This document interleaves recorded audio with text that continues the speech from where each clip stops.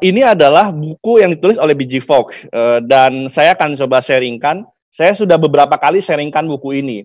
Pada dasarnya banyak buku change behavior, bahkan ada ratusan, bahkan mungkin ribuan buku tentang change behavior.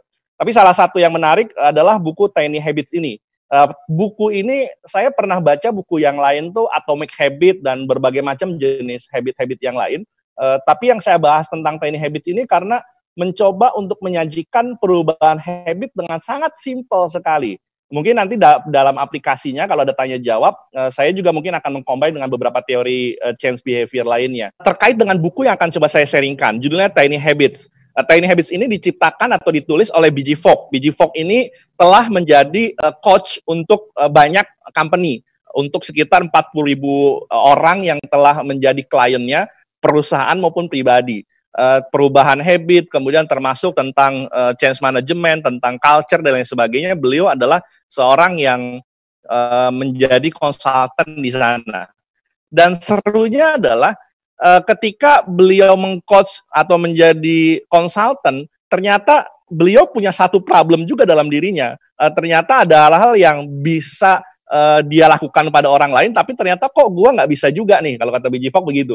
Salah satunya adalah masalah kesehatan. Dia bilang, kesehatan ini penting untuk diri saya, tetapi kok saya merasa agak kurang sehat. Dan berbagai macam jenis aktivitas dia yang padat, akhirnya dia membuat sebuah formula tentang perubahan dirinya. Yang pertama yang dia lakukan adalah menurunkan berat badan. Jadi B.J. Fogg mencoba untuk melakukan hal-hal simple untuk menurunkan berat badan dan menjaga kesehatannya. Nanti saya akan ceritakan apa yang dia lakukan. Dan akhirnya itu berhasil. Berhasil dengan cara yang sangat-sangat simple, tetapi itu akhirnya efeknya sangat luar biasa. Dia coba lakukan ke hal yang lain, membersihkan gigi, kemudian hal-hal yang simple seperti itu. Akhirnya beliau menemukan ada ratusan, kalau baca bukunya B.J. Fogg, nanti di sana akan ada ratusan rekomendasi. Bagaimana kalau mau menjadi new manager, atau kalau kita jadi new employee, atau kita ketemu di dalam komunitas baru, atau kita menjadi ayah atau suami yang baru saja menjadi seorang suami. Jadi semua jenis perubahan kecil, berbagai macam jenis aspek kehidupan bisa dilakukan dengan cara yang sangat simpel. Kira-kira itu dasarnya. Saya sendiri kenapa tertarik untuk men-sharingkan ini? Karena saya sudah mencoba menurunkan berat badan saya dalam jangka 8 bulan, saya bisa turun sebanyak 22 kilogram. Sekarang sudah 23 kilogram. Berat saya dulu sekitar 98 kilogram. Kaget saya, kenapa kok jangan sampai dalam hidup saya sampai angka 100. Karena kalau udah angka 100 berat badan, itu menurut saya angka psikologis yang kurang oke lah. Akhirnya saya coba melakukan hal-hal simple untuk menurunkan berat badan saya, dan 8 bulan tanpa hal-hal yang susah-susah, akhirnya bisa turun 22 kilogram, sekarang sudah 23 kilogram. Saya mungkin stop di angka ini saja dulu, agar nanti bisa stabil di angka sini. Mungkin kalau nanti merasa masih kurang sehat, mungkin akan saya turunkan lebih dalam. Nah, B.J. Fogg memulai begini. Kalau kita bicara tentang perubahan, mitosnya adalah berubah itu sangat berat. Kalau saya baca di literatur yang lain, sebenarnya banyak sekali bilang orang, sekitar 97% orang tuh melakukan resolusi setiap tahunnya. Tetapi faktanya adalah hanya sedikit yang menyelesaikan resolusi itu sampai akhir. Karena dianggap membuat perubahan untuk mencapai resolusi itu adalah sesuatu yang sangat susah. Atau untuk bisa berubah, maka dibutuhkan willpower. Dibutuhkan willpower ini sangat-sangat susah sekali, karena bagaimana munculkan willpower yang sangat kuat untuk berubah? Tidak semua orang mampu. Atau mitos yang ketiga adalah bagaimana kalau kita bicara tentang perubahan, kita harus membuat perencanaan dan harus strict dan harus benar-benar taat terhadap itu. B.J. Fogg bilang untuk bisa berubah sebenarnya mitos itu didobrak dengan realitas. Realitasnya adalah bisa mudah kok. Bahkan mudahnya itu tidak sampai membuat sengsara. You bisa menurunkan berat badan tanpa harus tersiksa. Bisa sehat tanpa harus tersiksa. Bisa hidup normal tanpa harus tersiksa. Atau sebenarnya untuk bisa berubah, itu willpower itu naik dan turun lah.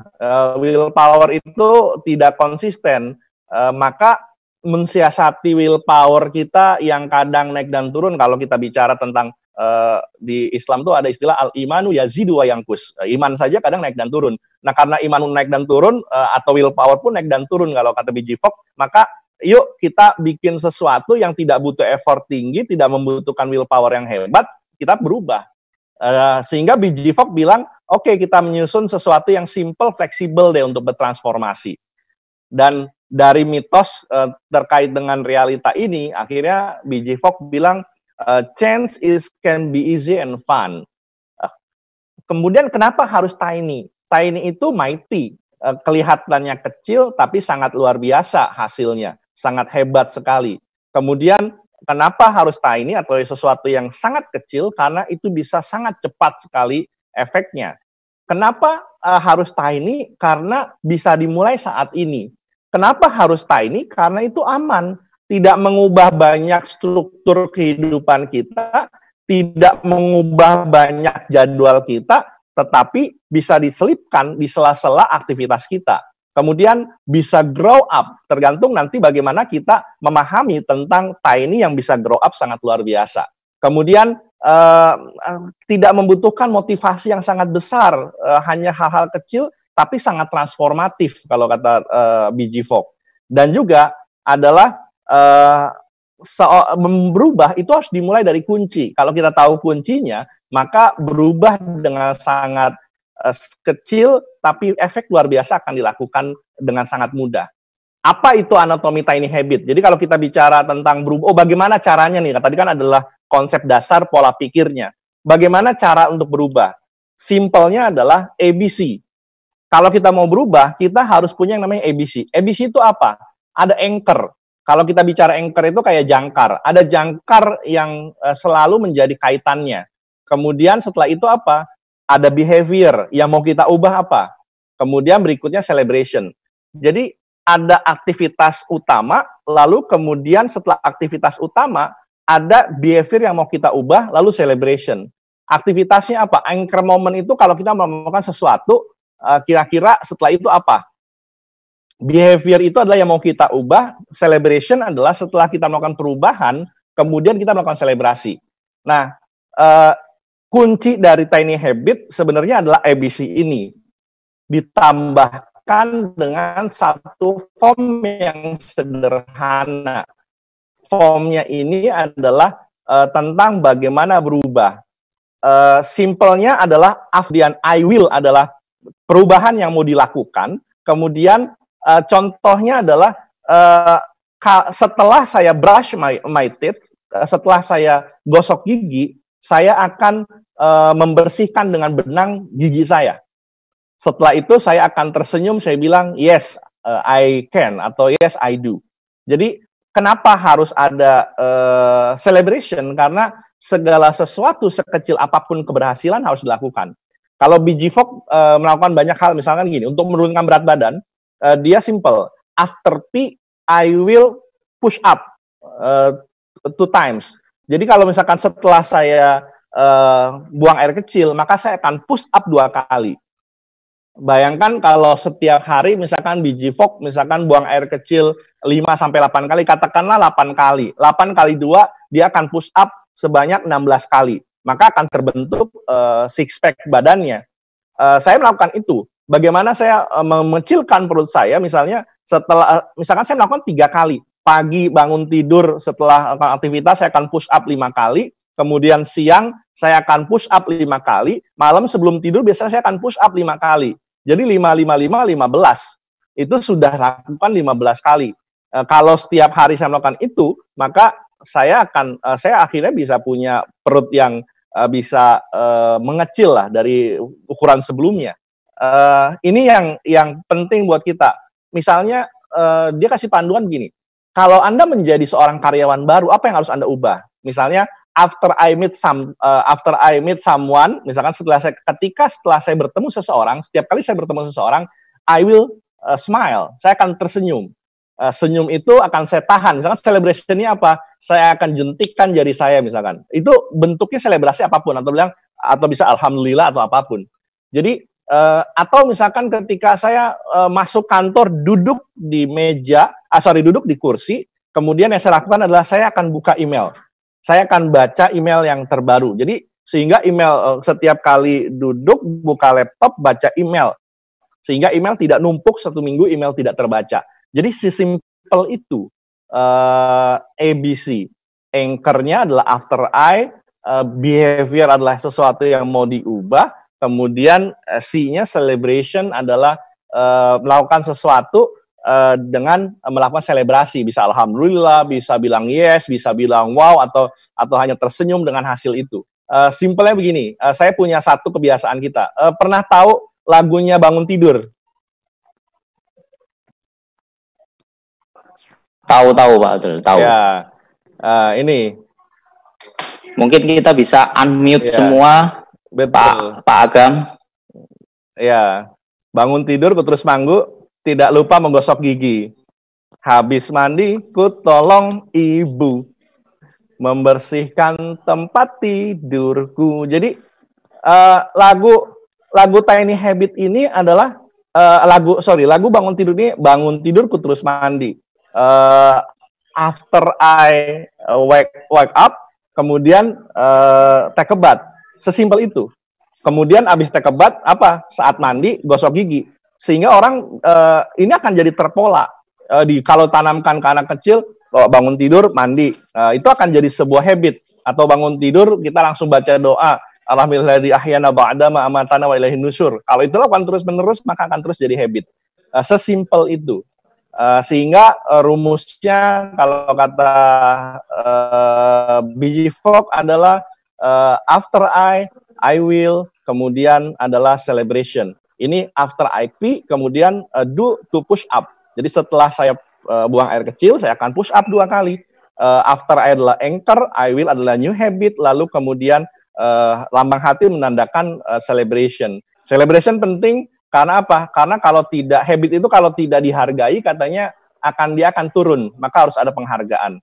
Nah, teman-teman kalau mau berubah, hanya sesimpel itu, gunakan satu form ini untuk bisa berubah. Jadi silahkan, tapi bisa dibikin sequence, maksudnya untuk mengubah kehidupan pribadi di rumah, misalkan, kemudian di kantor, dengan teman. Jadi ada banyak, satu hari kita bisa melakukan banyak tiny habit dengan ragam pola yang berbeda sesuai dengan target yang kita inginkan. Itu akan sangat luar biasa efeknya. Anchor moment, tiny behavior adalah rutin aktivitas untuk anchor moment, tiny behavior. Nah, kira-kira itu kalau formnya. Kemudian saya akan sharingkan, kita perlu tahu sebenarnya dasarnya. Nanti kita bisa diskusi lebih lanjut, tapi saya ingin menyampaikan apa dasar pemikirannya.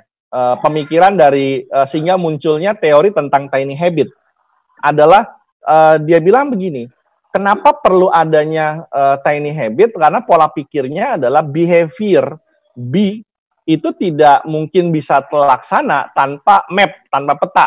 Istilahnya harus punya peta. Kalau kita mau kemana-mana harus tahu petanya. Kalau kita mau mengubah behavior, maka mau nggak mau kita harus tahu petanya. Nah, petanya tadi ABC, tetapi secara dalemannya, intrinsiknya kita perlu paham bahwasannya behavior itu adalah terkait dengan motivasi, kemudian ability dan prompt. Prompt ini melakukan secara langsung atau saat itu juga. Jadi tanpa adanya MAP, motivation, ability, dan prompt, tidak mungkin terciptanya behavior. Kita mau gosok gigi setiap hari 2 kali, kalau misalkan tidak punya motivasi tertentu, mungkin tidak akan tercipta itu. Tetapi karena sudah dilakukan dari dulu, akhirnya tercipta satu pola habit dan behavior itu tercipta secara langsung. Nah, semuanya harus terlaksana dalam satu waktu.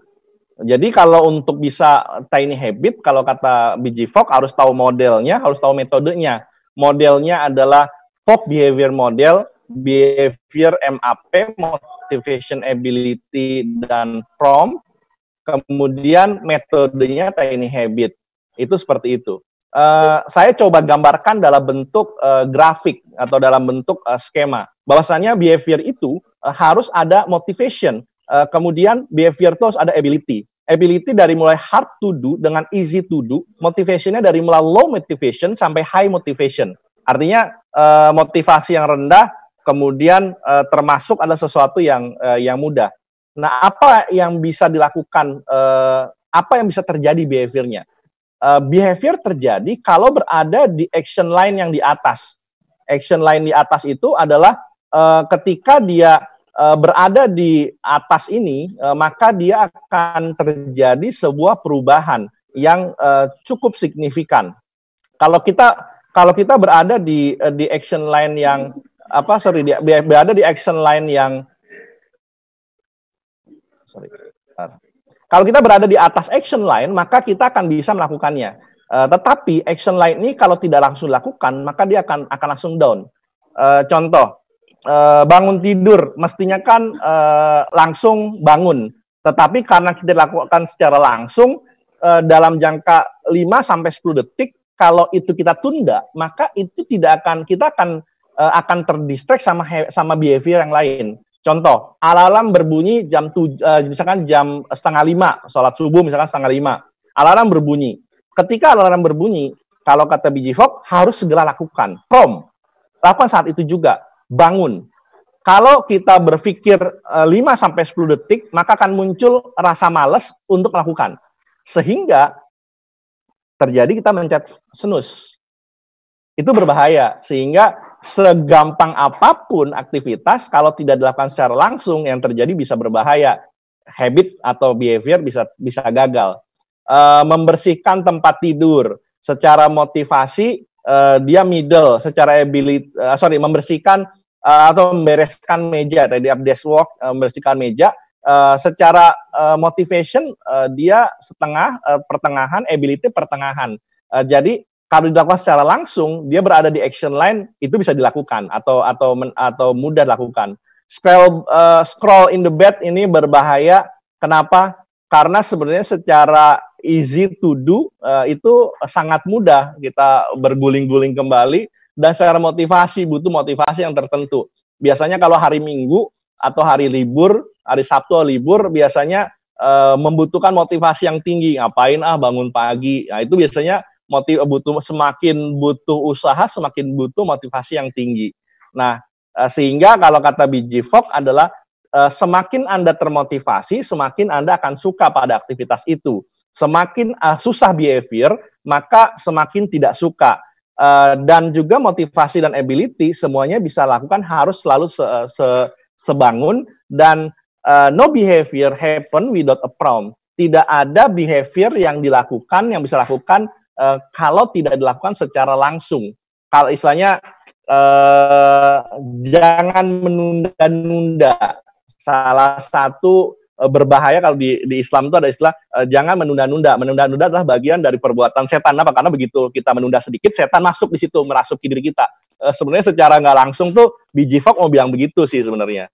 Jadi kalau di buku yang lain pernah saya baca, jangan lebih dari 2 menit untuk melakukan sesuatu. Kalau sudah lebih dari 2 menit, maka saat itu kita akan terdistract dengan motivasi yang lain, selesai itu kita. Nggak bakal bisa melakukan itu.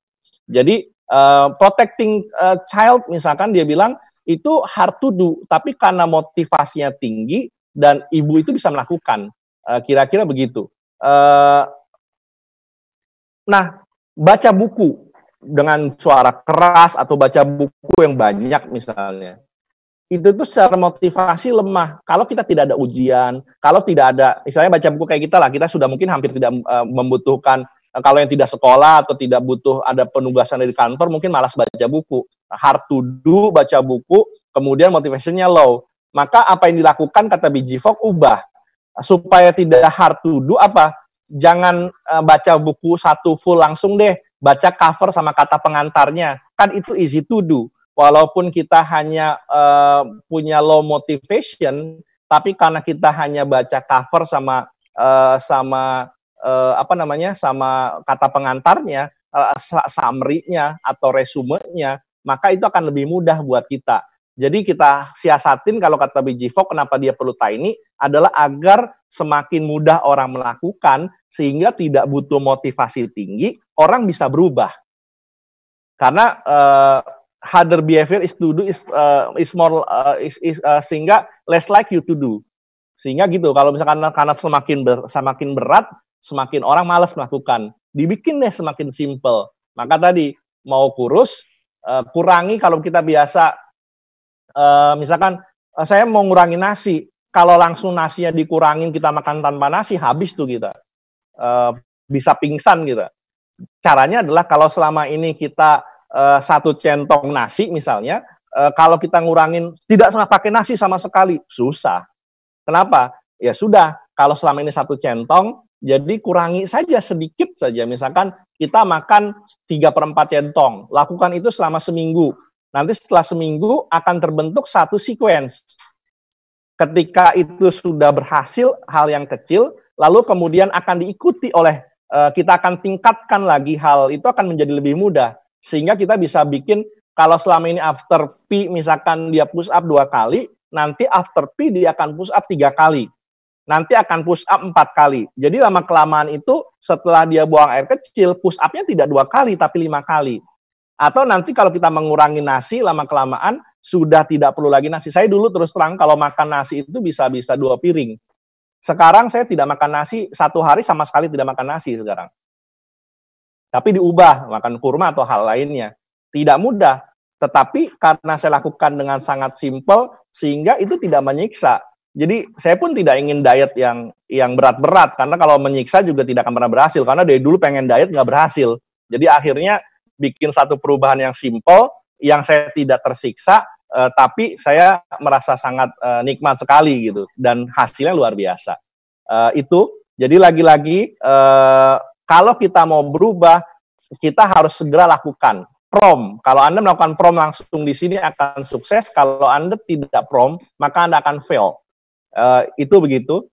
Dan kalau kata BG Fogg, kenapa sih dia tidak tergantung pada motivasi ansih gitu ya? Karena sebenarnya kalau kata BG Fogg, motivation is complex karena dia membutuhkan di dalam diri ada motivasi internal kita, ada konteks, ada butuh tambahan motivasi dari orang lain, dan ada semacam benefit and punishment, carrot and stick. Jadi sehingga kalau tiny habit itu tidak membutuhkan itu secara garis besar, yang membutuhkan sangat besar sekali effort untuk mengubah itu semua. Sehingga kalau bisa lakukan segala sesuatu dengan sangat mudah kalau kata BG Fogg. Nah, termasuk motivation itu kalau kata BG Fogg fluktuasi. Contoh begini, kalau saya mau beli trompet, beli kembang api, itu kalau dilakukan tanggal 30 sampai 31 Desember, motivation to buy trumpet atau to buy fireworks itu sangat tinggi sekali. Karena motivasinya tinggi, wah gue mau selebrasi awal tahun nih. Sehingga walaupun hard to do untuk beli trompet atau beli fireworks atau kembang api, itu karena motivasinya tinggi, itu bisa dilakukan gitu. Masuk ke dalam action line.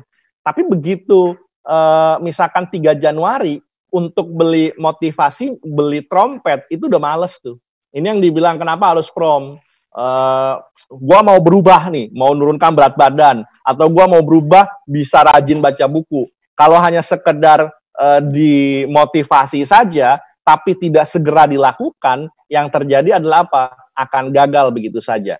Itu kalau dia bilang, itulah kenapa orang gagal berubah, karena tidak memahami tentang motivation, ability, dan prom, dan orang banyak yang dikorbankan secara kehidupannya gara-gara kita ingin mencapai sesuatu. Jadi agar tidak terkorbankan, yuk mulai dari tiny behavior. Stepnya kalau dia bilang ada banyak step, tapi minimal adalah select apa yang mau kita ubah, design dengan start tiny habit, dan implement. Intinya dengan menggunakan form simple tadi. After I, kemudian I will, celebration. Untuk select activity atau behavior yang mau diubah, itu ada cara simple. Apa yang kita mau, apa yang kita impikan, apa result yang mau kita dapatkan. Saya cepat saja, ini ada beberapa. Tapi intinya adalah seseorang butuh motivasi. Nah, cara memilihnya simple. Ada banyak activity. Mana yang mau kita pilih? Jangan pilih semua, tetapi pilih yang high impact dan yes I can. Ini kalau dibilang kalau matrix ya, matrix improvement, matrix innovation sama seperti ini. Jadi yang kita ubah apa? Yang high impact behavior tetapi bisa kita lakukan. Kalau yang high impact tapi saya tidak mau atau saya tidak bisa, sama saja, tidak usah dilakukan. Maka kita fokus ke your golden behavior. Jadi pilih behavior yang mau kita lakukan, yang high impact tetapi simple untuk dilakukan dan saya masih bisa berubah.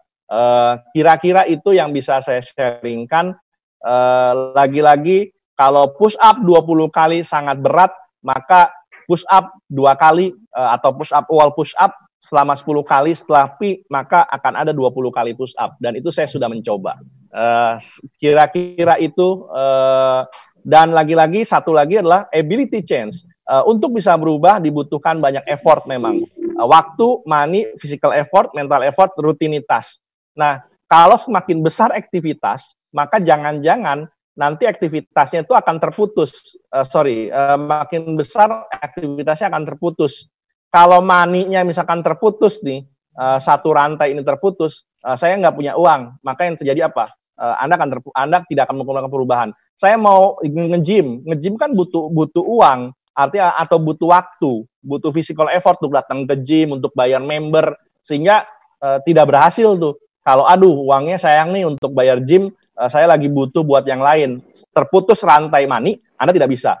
Saya butuh ke gym, tapi saya nggak punya waktu. Sudah, Anda tidak bisa melakukan sesuatu. Kira-kira begitu. Jadi sehingga tiny habit itu adalah mensiasati agar tidak butuh time yang banyak, tidak butuh money yang banyak, physical effort yang simple, mental effort yang simple, dan rutinitas yang kita lakukan tidak membuat rutinitas yang baru, tapi masuk ke dalam sela-sela rutinitas. Kira-kira itu. Kemudian simpelnya adalah kalau sudah berubah satu behavior, sampai ke behavior yang lain akan terjadi perubahan yang sangat luar biasa, akan terjadi existing routine. Kalau Anda tidak push up setelah Anda melakukan sesuatu, mungkin akan tidak enak tuh. Maka akan terbentuk new habit. Bangun tidur, aku langsung baca doa.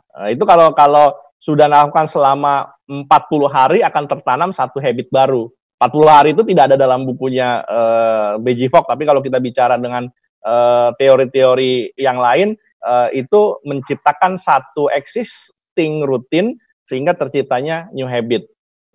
Dan habit itu dimulai dari tiny behavior. Ini adalah rumusnya, lagi-lagi saya tekankan, ini yang dipakai ABC. Anchor moment, tiny behavior, dan celebration. Rasanya itu yang bisa saya sharingkan. Mungkin agak terlalu cepat saya ceritakan, tapi sebenarnya intinya ada di sini. Yang tadi saya ceritakan setelah form ini adalah basic thinking way-nya, kenapa itu butuh tiny dan kenapa harus butuh segera dilakukan. Itu Bapak Bang Ilham dan kawan-kawan, nanti kalau ada yang belum jelas bisa kita diskusi, atau mungkin saya bukan narasumber tapi hanya memancing untuk kita berdiskusi. Kalau ada yang punya pengalaman, silahkan di-sharingkan. Kita akan bisa sharing lebih dalam lagi. Terima kasih. Silahkan kita bisa berdiskusi. Terima kasih Pak Ilham, Bang Ilham, dan kawan-kawan. Terima kasih Bang Abdul Latif. Nanti teman-teman silahkan bertanya, bisa juga melalui message secara langsung, tapi juga bisa raise hand gitu ya, melalui icon yang sudah itu, terus kemudian bisa di-unmute untuk bisa langsung bertanya. Sebelum pertanyaan dari teman-teman, saya juga pengen memulai nih, Bang Abdul nih. Boleh.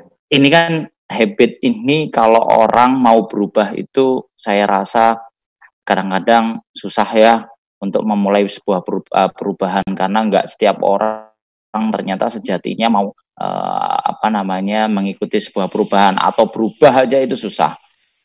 Mau diet aja susah gitu kan ya. Mau berolahraga, untuk memulai berolahraga aja susah. Gitu kan ya. Oh iya. Curhat nih ya. Nah, tetapi sebetulnya kalau kita melakukan perubahan itu saya rasa dan apa namanya mempunyai semangat untuk melakukan perubahan, saya rasa mungkin impact-nya bisa dirasakan. Nah, teman-teman Pak Bang Abdul, sebetulnya kalau kita menciptakan anchor itu sebetulnya kita bisa untuk mudahnya itu gimana sih? Agar ya taruhlah kalau kita ngomong tentang diet, mau berolahraga atau mau tepat waktu dan sebagainya. Kadang-kadang kita sendiri untuk menemukan anchor kita itu untuk berubah itu kadang-kadang bingung juga gitu kan. Itu dulu, Bang. Oke, thank you Bang Ilham. Saya akan masuk dalam satu simple gini. Untuk menemukan anchor, dia bilang you must get clear on your aspiration. Jadi si BJ Fogg bilang, Anda jangan sembrono memilih activity anchor. Dia bilang begitu.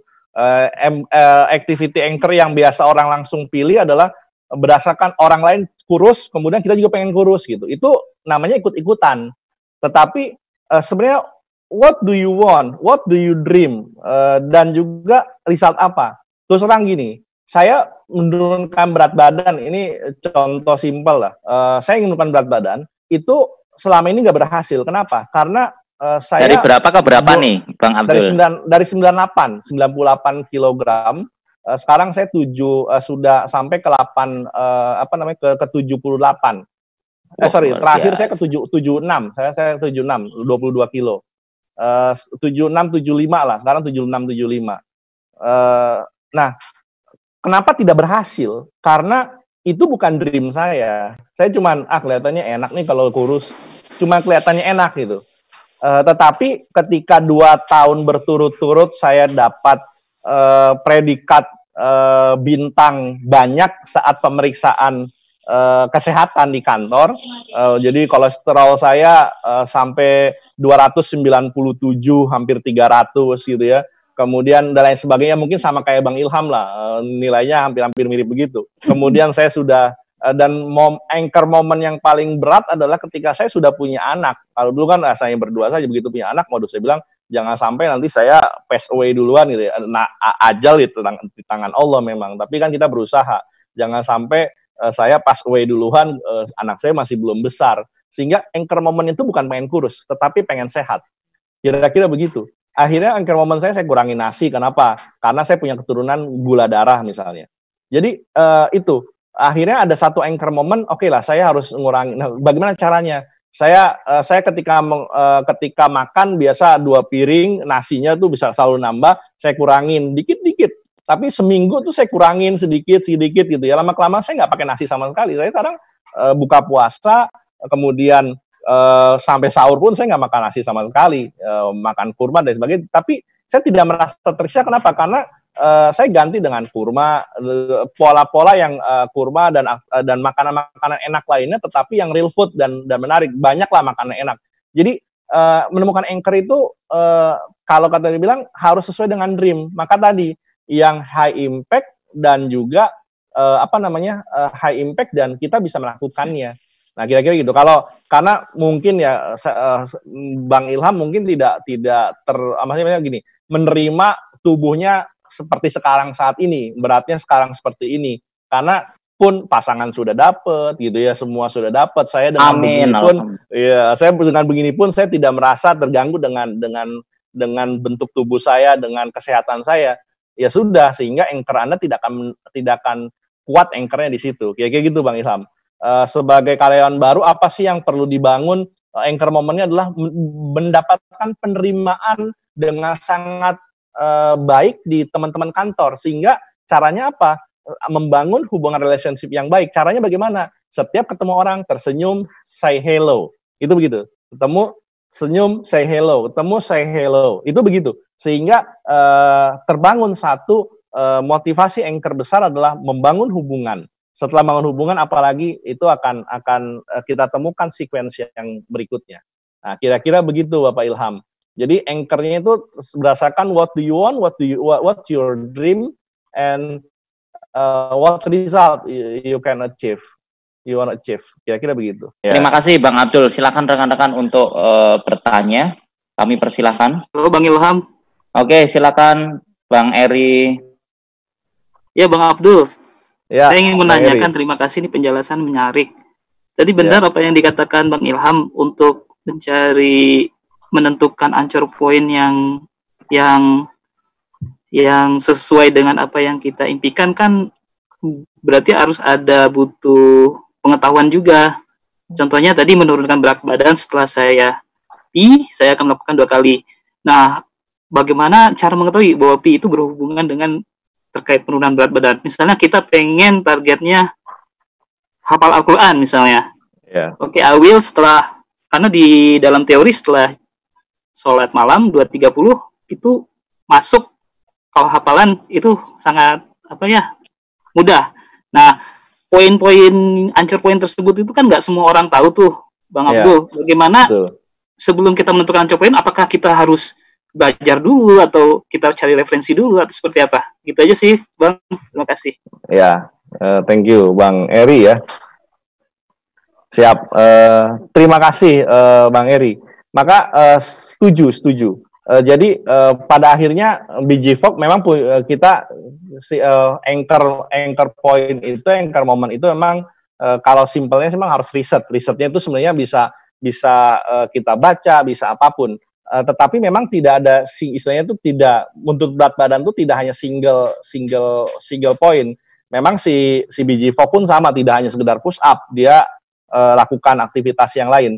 Contoh saya pun sama. Ketika saya makan, saya untuk mengganti yang lain, saya belajar apa? Misalkan saya juga baca referensi yang lain. Misalkan referensi yang lainnya apa? Referensi yang lain tuh saya baca bukunya ngikutin JSR, Zaidul Akbar ya, Zaidul Akbar dengan real food, dengan apa? Memang mau nggak mau harus begitu, harus ada satu research yang harus ada basic knowledge yang membangun itu. Sehingga itu akan menjadi hal yang menarik. Sebenarnya BG-Fok ngasih beberapa di buku itu, BG-Fok ngasih beberapa referensi itu yang bisa dilakukan. Nanti kalau Mas ini baca, Mas Eri Bang Eri baca, nanti ada beberapa rekomendasi. Tapi rekomendasi itu kan rekomendasi luar negeri, artinya mungkin tidak sesuai dengan aktivitas kita. Tapi satu momen yang si BG-Fok bilang tadi, mau nggak mau kita punya motivasi yang berbeda, condition yang berbeda, dan istilahnya pemantik yang berbeda. Nah, keunikan, kalau kata BG-Fok bilang, keunikan yang kita temukan dalam diri kita, mau nggak mau kita harus temukan sendiri. Maka poinnya adalah Anda harus bikin satu istilahnya tuh, kalau tadi saya bilang tuh ada golden behavior yang mau kita ubah. Golden behavior itu riset sebenarnya, betul. Risetnya apa? Oh, saya nih contohnya nggak cocok begini, mau nggak mau ya disesuaikan. Kayak baca Quran, kan sekarang bagaimana menamatkan baca Quran, istilahnya satu bulan 30 juz. Maka setiap kali habis sholat baca 2 halaman. Itu sebenarnya tiny habit banget tuh, atomic habit banget gitu. Itu intinya kan nggak susah. Kalau nanti kita tumpuk semuanya dalam satu waktu, jangan-jangan nanti terlalu berat, sehingga keberatan itulah yang membuat kita menunda, promnya tidak terjadi. Maka habis sholat baca 2 halaman misalkan, atau baca 4 halaman kalau mau habis dua kali Quran. Nah, itu prom sebenarnya. Anchor-nya adalah sholat, kemudian behavior-nya baca Quran gitu. Kemudian selebrasinya apa? Alhamdulillah ya Allah, kayak gitu ya. Itu begitu. Jadi memang mau nggak mau butuh riset, dan tidak bisa menyamakan Anda dengan saya. Misalkan Bang Eri sama saya, Latif nggak mungkin sama. Latif dengan Ilham saja sudah berbeda kebiasaan, berbeda segala macam. Saya pun nggak bisa nurutin BG-Fok push up 2 kali setelah pi. Kenapa? Push up di mana? Di kamar mandi jorok gitu kan, dan kotor gitu. Kalau mungkin kamar mandi dia bersih, atau dia nggak peduli tentang kebersihan kamar mandi kan gitu kan. Jadi akhirnya saya ganti push up-nya apa? Setiap pagi saya habis mandi, saya push up, kemudian siang hari biasanya saya, atau sore hari itu, teman saya kantor bisa ngelihat saya push up tuh 5 kali. Kemudian malam hari itu saya push up juga 5 kali gitu. Itu momennya saya sesuaikan dengan rutinitas diri saya. Maka jangan pernah meniru rutinitas yang tidak sesuai dengan rutinitas kita. karena nanti akan berbeda. Ini nih yang saya share link ini. Time, money, physical effort, mental effort sama rutin ini berbeda tiap orang. Jadi jangan ikutin orang, tetapi ikuti diri kita. Kenapa? Karena kalau jangan-jangan nanti time kita nggak sama. Kalau time kita nggak sama, kita pilih sesuai dengan orang lain. Habit orang lain berbeda sama kita rutinitasnya. Uang orang lain sama kita berbeda. Kalau Anda mau makan enak, sehat, ya makan kacang almond, kemudian makan ikan salmon, makan apa? Loh, kalau itu dilakukan oleh Nia Ramadhani atau artis-artis kan enak tuh, uangnya banyak. Kalau atau Bang Ilham kan enak, uangnya banyak misalnya. Nah, jadi itu Amin. Iya, kalau kita biasa makan nasi kucing, nasi apa, susah gitu. Tapi kalau makan nasi kucing, nasi biasa nasi kucingnya 3 bungkus, ya 1 bungkus aja, ganti tempenya banyakin, bisa kan begitu tuh. Jadi jangan ngikutin orang, tetapi sesuaikan dengan kita. Begitu kita break the ability change, ini satu saja tidak terjadi. Jadi jangan niru, sesuaikan dengan diri kita.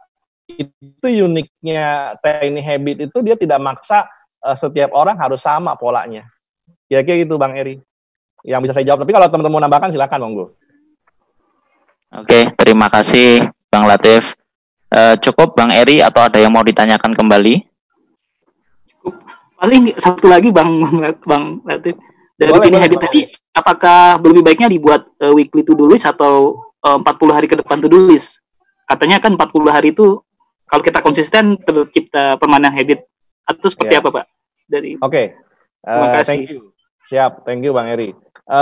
Gini, siapa namanya BJ Fogg itu tidak bilang berapa lama. Kalau saya baca bukunya Rene Suhandoyo itu dia akan ada misi 21 namanya. Kalau kita bicara ada buku-buku yang lain bilang ada 22 hari, ada 42 hari. Itu berbeda-beda tiap penulis buku. Tetapi yang penting adalah kalau kata BJ Fogg adalah kita harus paham bahwasannya habit itu, kalau kata BJ Fogg begini, like a plant, habit can grow naturally. Kalau kita bicara habit, kita yang tahu seberapa kuat sih akar pohon yang sudah tertanam dalam diri kita. Itu berbeda-beda. Gitu ya. Misalkan, oke, Mas Eri ini, Bang Eri ini sudah rutin nih baca Quran 1 halaman setelah sholat.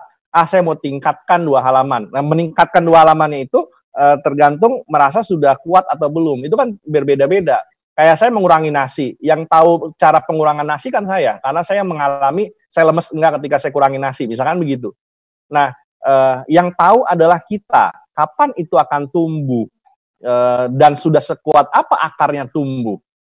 Nah, kalau sudah demikian, baru kita kembangkan habit-habit yang lain dan akan berkembang menjadi multiply habit. Bahkan bisa menularkan kepada orang lain. Jadi coba 1 dulu, menguat, tambahkan habit yang lain, besarkan, maka akan terjadi yang sangat luar biasa.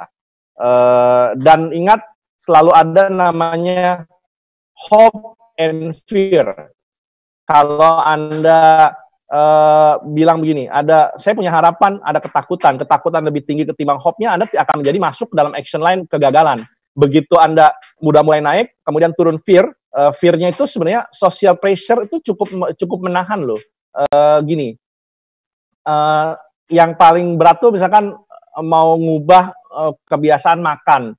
Orang bilang, lu mau jadi artis, lu ngurangin nasi, nggak makan nasi, kan berbahaya. Teman saya ada yang sampai dia mayo diet ya, maksudnya makan nggak pakai garam. Orang, wih lu kuatan ya, setiap hari begitu marah juga dia gitu, begitu marah ngambek, gagal lagi tuh. Nah, social pressure itu berbahaya. Kalau kata dia bilang sudah mau nggak mau, nah social pressure itu semakin besar habit yang kita ubah, social pressure semakin tinggi. Kenapa? Karena orang melihat kita berubah. Kalau tiny habit, kan orang nggak tahu berubah. Teman-teman saya pada kaget, kok Latih bisa turun 22 kilo, padahal nggak kelihatan diet atau apa. Karena saya melakukannya simpel-simpel gitu, tiba-tiba turun saja. Orang nggak tahu bahwasannya ada tiny habit yang saya lakukan. Kira-kira begitu, Bang Eri. Terima kasih Bang Abdul Latif dan Bang Eri atas pertanyaannya dan jawabannya dari Bang Latif. Yeah. Silahkan buat rekan-rekan yang lain untuk menyampaikan pertanyaannya. Assalamualaikum. Waalaikumsalam warahmatullahi wabarakatuh. Kedengeran ya? Kedengeran. Mas Taufan nih angkatan 92 nih. 92 ya. Silakan Mas Taufan. Mas Abdul, saya pengen lebih didalami tadi pada bagian mappingnya itu ya. Yang kadang-kadang kan kita itu nggak tahu apa yang sebenarnya perlu kita ubah gitu kan ya. Apa kebutuhan kita, resolusi yang mungkin bisa kita bikin gitu. Karena banyak hal yang mungkin pada fase-fase tertentu itu sudah ya sudahlah as usual begini aja toh sudah berjalan gitu. Nah, kesulitan memetakan itu mungkin ada tipsnya seperti apa. Yang kedua, itu kan banyak trainer atau di banyak training itu ditekankan atau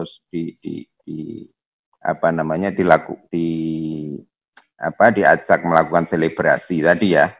Nah, sebenarnya apa sih pentingnya gitu melakukan selebrasi itu gitu. Kenapa ketika melakukan sesuatu diakhiri dengan sebuah selebrasi, apakah itu hanya sekedar merilis psikologi tertentu atau bagaimana?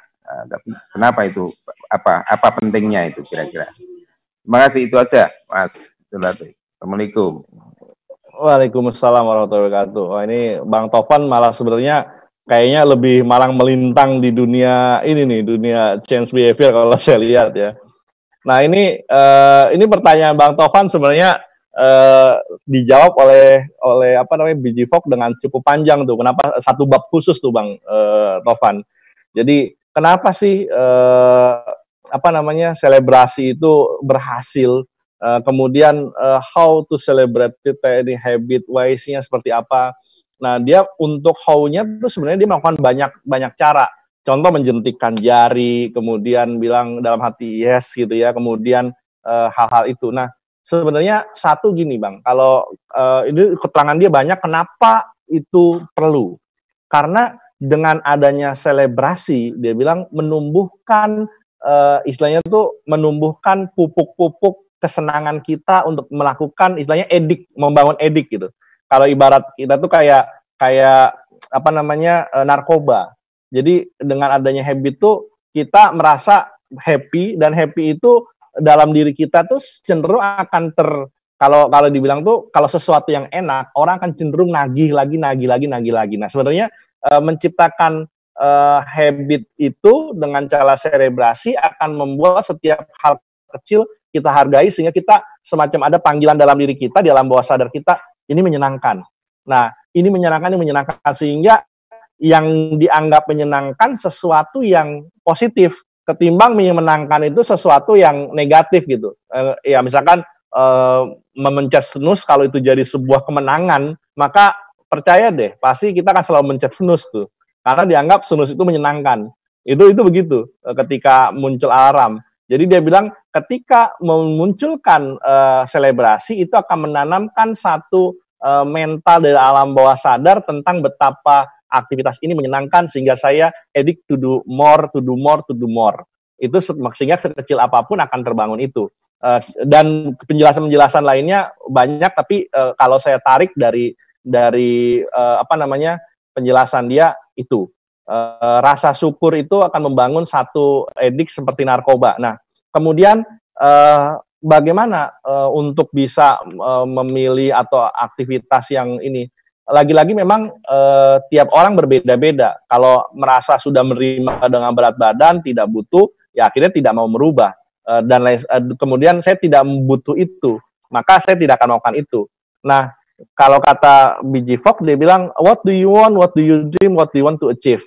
Kalau sudah ketemu, maka berikutnya explore lagi. What behavior would you do one time? Apa aktivitas satu deh yang kita mau pilih, dan apa aktivitas yang mau kita kurangin? Kira-kira begitu. Apa yang mau kita kurangin, apa yang mau kita pilih? Kemudian kira-kira dari sekian banyak itu, mana yang punya impact, mana yang kita punya motivasi untuk melakukan, mana yang kita punya ability. Nah, kalau itunya sudah, motivationnya sudah tidak apa namanya tidak berubah lagi atau tidak apa namanya motivasinya tidak ada lagi, ya susah. Maka kalau dilihat berbeda profesi, berbeda jabatan, berbeda usia akan berbeda impact, motivation sama ability-nya. Mungkin kalau kayak Bang Tovan misalkan sudah mapan, sudah misalkan punya uang banyak, punya apa, sehingga rasanya untuk menurunkan berat badan udah deh nggak usah lah gitu, buat apa juga gitu kan, mendingan gue hidup sehat saja misalkan kayak gitu. Kemudian untuk mendapatkan pengakuan orang, udahlah saya nggak butuh lagi gitu. Jadi tiap orang akhirnya punya strata, apa istilahnya, bukan strata, maksudnya punya setiap kondisi orang akan punya satu pola hidupnya sendiri, dan yang menentukan siapa? Anda. Dan tiap orang akan berbeda, high impact sama I can and I want ya. Kalau hanya sekedar I can, maka belum tentu want. Nah itu, maka tiap orang nanti akan terpilih golden behavior-nya apa. Dari banyak aktivitas, mungkin golden behavior-nya hanya 3 atau 4 itu. Saya pun fokus pada satu waktu itu, hidup sehat. Salah satunya saya tidak cepat capek, saya turunkan itu. Nanti saya akan bikin lagi. Nah itu yang jadi poin anchor-nya, mana yang paling tinggi apa namanya motivation, ability, and impact-nya, saat itu saya pilih itu gitu. Sisanya apa? Sisanya saya akan ada lagi yang lain. Kira-kira begitu, Bang. Sama misalkan yang lain apa? Oh, saya fokus misalkan menyelesaikan disertasi saya. Maka saya sekarang mumpung work from home, setiap kali saya selesai taraweh, saya akan memaksakan diri saya dengan apa namanya, dengan yakin, dengan menyenangkan, saya akan buka laptop 1 jam minimal saya untuk buka menyelesaikan disertasi saya. Itu begitu. Jadi setiap habis sholat taraweh 1 jam saya depan laptop berpikir, baca buku, atau mengetik untuk menyelesaikan disertasi saya. Goal apa namanya? Apa targetnya? Targetnya adalah ketika nanti bulan selesai bulan puasa, sudah tinggal bimbingan dengan promotor saya. Jadi sekarang apa yang saya lakukan? Yang paling penting buat golden behavior saya adalah saya selesai disertasi gitu. Kerjaan saya itu nomor 2 gitu, belum selesai disertasi. Kira-kira begitu, Bang. Jadi motivasi tiap orang apa? Pilih satu saja deh prioritas. Itu semoga bisa menjawab. Tapi kalau Bang Tovan atau yang lain mau sharing atau punya pengalaman, monggo. Tapi saya selalu memilih satu yang paling impactful, itu saya tekankan, saya fokuskan. Sekarang saya lagi fokus mau selesai disertasi misalkan. Targetnya apa? Targetnya adalah selesai apa istilahnya Lebaran, saya sudah tinggal bimbingan ke promotor untuk bisa sidang tertutup. Kira-kira begitu. Oke, terima kasih Bang Latif, Bang Taufan. Kira-kira cukup? Ya. Dan kalau memilih nanti jangan terlalu banyak, nanti bingung gitu. Misalkan gitu ya. Satu-satu fokus, nanti selesai baru akan tumbuh yang lain. Kira-kira begitu. Ya. Oke, ini makin siang makin menarik nih diskusinya. Ya, sebagai informasi bahwa Bang Latif ini juga sedang sedang akhir dari pendidikannya untuk menuju gelar doktoral ya. Bang Latif semoga dilancarkan. Amin, saya kira kayak gitu. Oke, rekan-rekan bisa menyambung dengan pertanyaan selanjutnya. Ya, ini di message ada pertanyaan sebelum teman-teman yang lain langsung nyambung untuk pertanyaan berikutnya. Izin bertanya dari Mas Fitriansyah, materi ini juga kira-kira materi ini juga bisa nggak ya untuk membahas bagaimana cara mengubah organisasi atau tim, jadi organization change behavior atau teams behavior. Kira-kira ada tips nggak ini untuk skala atau scope di luar level individu ya, tapi level yang lebih masif lah, organisasi ataupun kelompok kecil berupa tim gitu. Ya, nanti sebenarnya yang punya kapasitas menjawab itu Bang Ilham ya. Bang Ilham kan di di culture management ya. Tapi saya pernah juga di posisi Bang Ilham di culture management. Nah, BG Fox itu sebenarnya basic dia adalah consultant untuk company, untuk change behavior company. Jadi dia banyak menangani tentang organization and team behavior, dia menangani itu. Tapi untuk tiny habit dia memang triggernya dia masukkan ke pribadi dulu. Tapi kalau di contoh-contoh dia ada ratusan contoh. Kalau mau jadi karyawan baru gimana dan sebagainya. Bahkan sebenarnya kalau dikaitkan dengan aktivitas organisasi itu sangat banyak sekali. Contoh misalkan gini, organisasi susah untuk berubah, maka untuk bisa berubah dengan sangat mudah, mau nggak mau harus kita mapping. Kira-kira ada tiny behavior apa yang mau kita sisipkan. Dulu waktu saya di culture, dan sekarang juga Bang Ilham melakukan itu. Artinya sebenarnya bisa hal-hal kecil kok kita lakukan, misalkan aktivitas briefing pagi. Misalkan kalau awalnya susah, tapi lama-kelamaan kalau briefing pagi itu lakukan secara rutin, aktivitasnya menarik, menyenangkan, itu akan jadi aktivitas yang sangat luar biasa impact-nya. Bahkan kami di organisasi, nanti mungkin Bang Ilham pada sesi berikutnya atau sesi lain bisa cerita, ternyata kita dulu bikin aktivitas namanya change it can be easy and fun, gitu. Melakukan kegiatan namanya perubahan sel perilaku. Sel perilaku itu diubah, jangan mengubah satu organisasi secara keseluruhan besar, tetapi bikin namanya sel-sel perilaku. Maka kalau di company kami ada namanya sel perubahan perilaku. Jadi yang diubah itu adalah sel terkecil dulu. Misalkan 5 orang, 10 orang bikin sel perubahannya apa? Dari misalkan gini, kita wajib minum gini ya, yang paling berimpact di perusahaan apa? Atau yang paling yang jadi masalah apa? Contoh misalkan ada perubahan kecil yang menurut saya menarik. Contohnya adalah ada di satu kelompok di grup audit itu mereka seringkali kurang minum, sehingga ada yang sakit pinggang segala macam karena kurang minum. Alasannya apa? Di tracing. Oh, ternyata alasannya adalah dispensernya jauh. Kemudian males kayak gitu. Akhirnya mereka bikin satu behavior, yuk kita berubah lebih baik, kita minum 1 hari di kantor minimal 1,5 liter.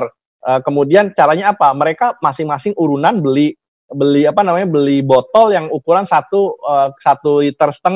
Mereka harus habisannya apa? Mereka bikin challenge gitu. Model-model begitu itu dan itu akhirnya sekarang change behavior sel perubahan perilaku itu akhirnya berubah ke banyak activity yang tidak hanya masalah kesehatan, tidak hanya masalah kerapihan, tidak hanya masalah itu, tetapi akhirnya berubah.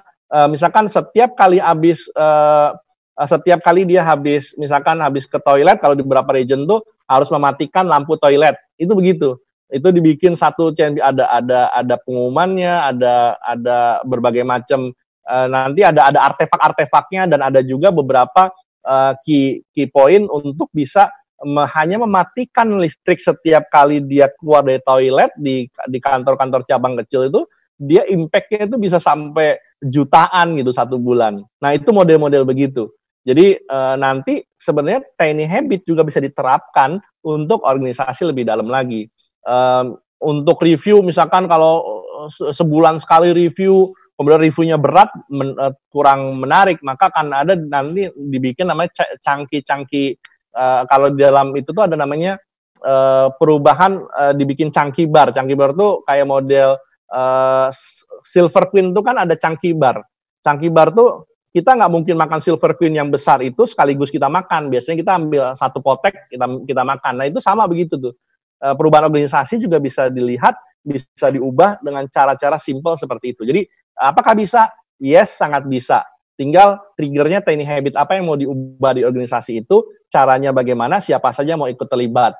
Saran saya pakai sel perubahan perilaku, atau sel-sel kecil, change agent kecil-kecil di unit-unit kecil, perubahan dimulai dari situ. Baru impact-nya bisa di-cloning ke yang lebih besar. Kira-kira begitu, Bang Fitriansyah. Oke. Itu tadi pertanyaan dari Bang Fitriansyah. Saya kira bagaimana dalam habits level individu ini bisa impact to organisasi.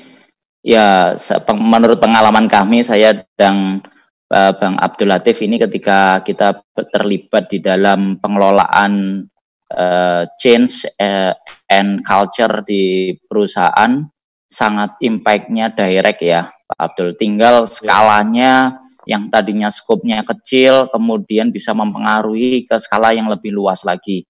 Dan ini memang membutuhkan effort yang sangat luar biasa. Kalau bisa dibilang apakah pengaruh, kita merasakan sekali impact-nya. Yang pasti adalah bagaimana set of goals-nya itu bisa nyampe, yaitu salah satu indikator yang bisa kita tanamkan adalah motivasinya apa. Saya kira seperti itu. Mungkin banyak sekali yang bisa kita bahas tentang organization behavior and team behavior, tapi memang muaranya adalah tertrigger dari change behavior dari individu sih. Saya setuju itu. Oke, teman-teman, kami persilahkan untuk pertanyaan selanjutnya. Atau kalau ada yang mau sharing pengalaman boleh loh itu. Silahkan, monggo. Oke, Bang Arifin kayaknya sudah unmute. Ada yang mau ditanyakan, Bang? Suaranya nggak keluar, Bang.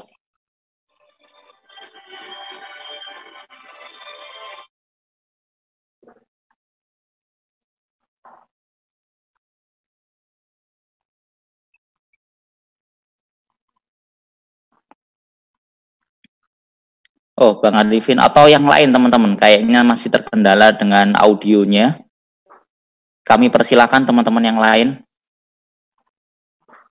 Yang hebatnya Bang Ali ini angkatan 82 apa 83 ya Bang, saya lupa, mohon maaf, 83 ya Bang.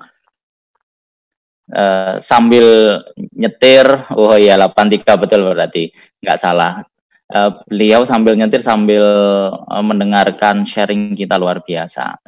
Tadi Mas Agam kayaknya.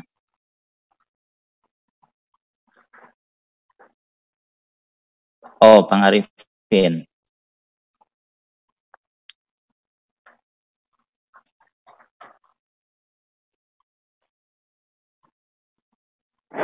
Ya Bang. Kayaknya masih terkendala. Ya. Kami persilahkan yang lain, teman-teman. Atau sambil saya sharing sedikit begini. Ada istilah new normal. New normal ini di dalam di dalam aktivitas kita kan sekarang ketika COVID akan menciptakan namanya new normal. New normal ini membutuhkan mau nggak mau kita pun ketika work from home dan lain sebagainya, kita akan mendapatkan satu pola new normal. Nah, new normal itu sangat sesuai dengan istilahnya tiny habit. Ini bukan dari materi tiny habit saya ambil, tapi sangat berkaitan dengan tiny habit. The next new normal kita apa? Sebenarnya perubahan perilaku tiny habit juga sama. Ketika kita habis work from office, tiba-tiba harus work from home, banyak orang yang awalnya happy lalu pusing tuh. Atau banyak juga yang awalnya kaget tapi kemudian sekarang menyesuaikan. Itu kan tiny habit. Kita dulu nggak bisa Zoom, sekarang hampir everyone can be Zoom gitu. Dan sudah sangat expert dengan Zoom. Ada yang sambil nyetir bisa Zooman dan lain sebagainya. Itu new normal.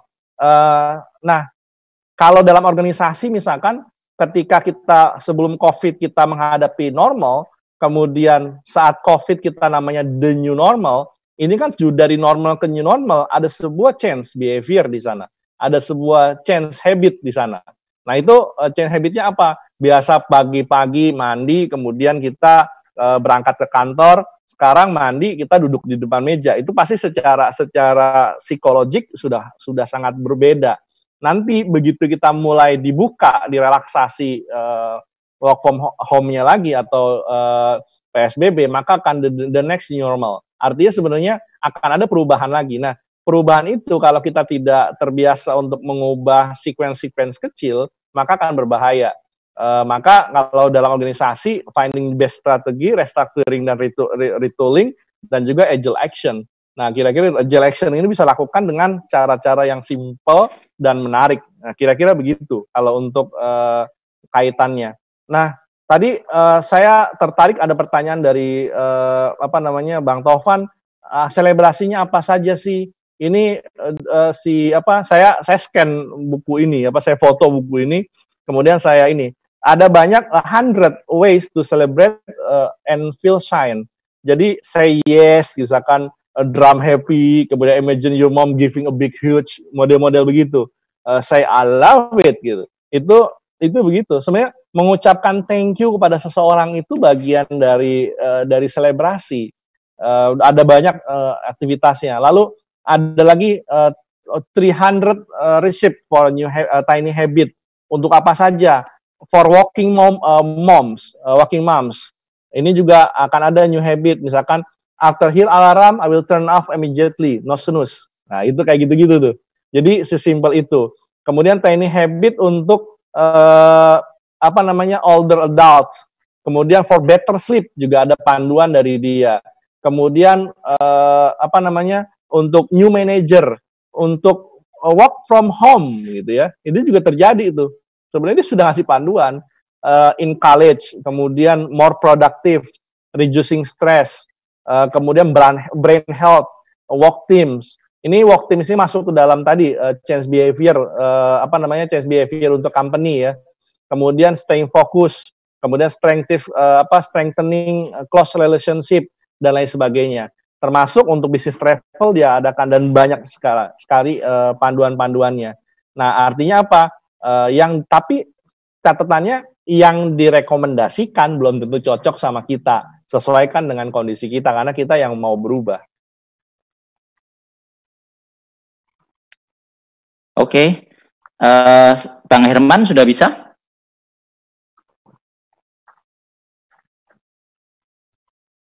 Oke, atau ada pertanyaan dari teman-teman yang lain, kami persilahkan.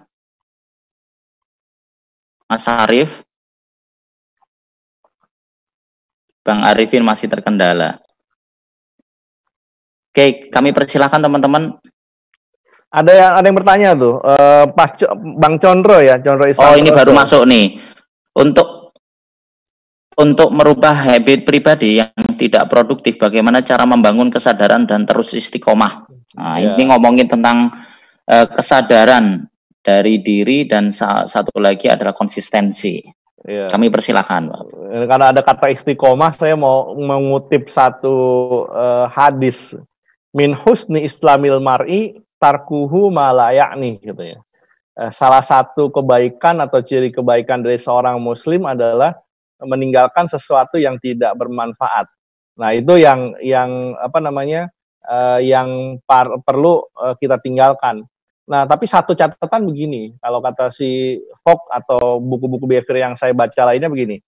Kalau kita tidak merasa itu aktivitasnya, istilahnya apa? Kalau kita tidak merasa aktivitas itu mengganggu kita, seringkali kita tetap asik tuh. Jadi yang pertama caranya kita lakukan adalah kita sadari aktivitas itu sangat buruk gitu. Nah, kalau sudah sangat buruk, yang kita lakukan apa? Kita men-stop habit itu dan menciptakan habit yang lain. Tetapi tidak mesti harus.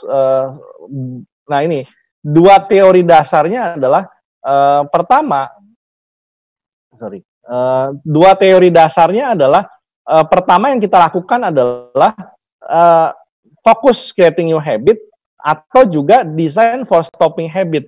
Jadi kalau kata dia kita tidak mungkin menghentikan atau susah rasanya menghentikan habit yang jelek kalau kita tidak menciptakan habit yang baru dulu gitu. Contohnya apa? Habit yang jelek itu adalah berlama-lama rolling in the bed, maksudnya tidur-tiduran lama-lama setelah bangun gitu ya. Maka yang mau kita lakukan adalah jangan pencet snooze gitu, tapi pencet off. Sehingga kalau habit baru itu muncul, maka otomatis habit yang lama itu hilang gitu. Apalagi misalkan contoh misalkan makan, kalau apa namanya menunda-nunda, sama kalau misalkan kenapa menunda-nunda itu muncul? Karena kita tidak prompt. Kata Bojevo kan begitu.